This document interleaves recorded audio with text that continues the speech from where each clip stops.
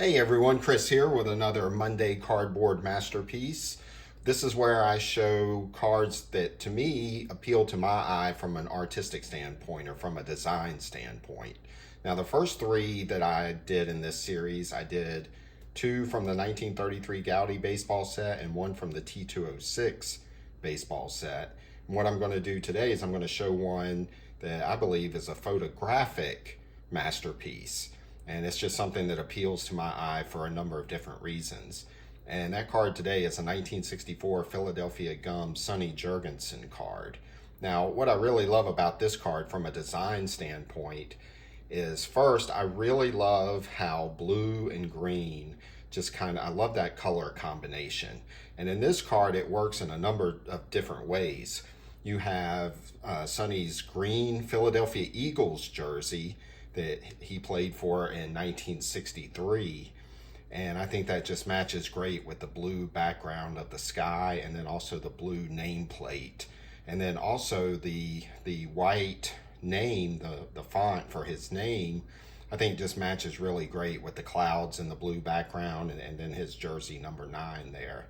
And then to kind of cap it all off, you've got his red hair that just kind of shows really great here, and he's got that big smile, and Sonny Jurgensen was really known as kind of a jovial guy with a great sense of humor and kind of always cutting up, if you will.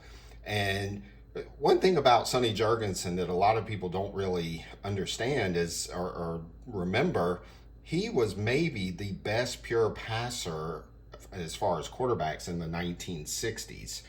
If someone were to ask you who was the first player to throw back-to-back 3,000 yards in a season, you probably wouldn't guess Sonny Jurgensen, but it was him.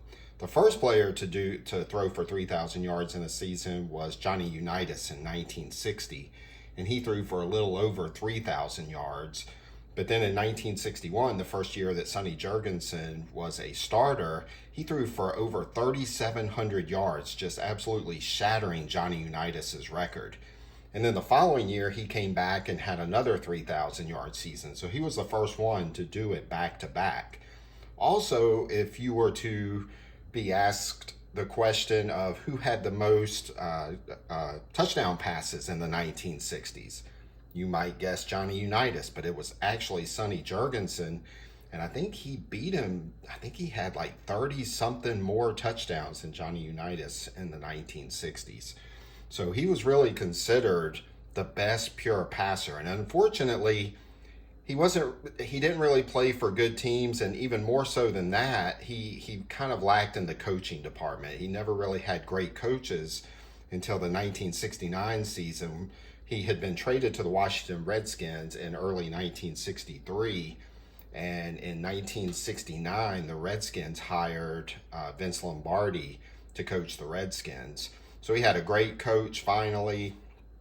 And the Redskins went from a record of 5-9 the previous year to their 1 year under Lombardi. They went 7-5-2. So they were on the way of really kind of turning things around. And unfortunately, Lombardi got sick. He had cancer and ended up dying that year.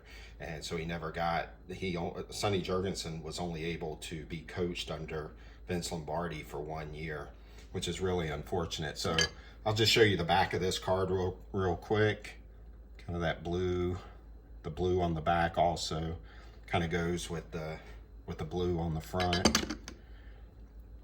And that's just, to me, this is a great looking card. It's got everything going for it, and I think it is a cardboard masterpiece.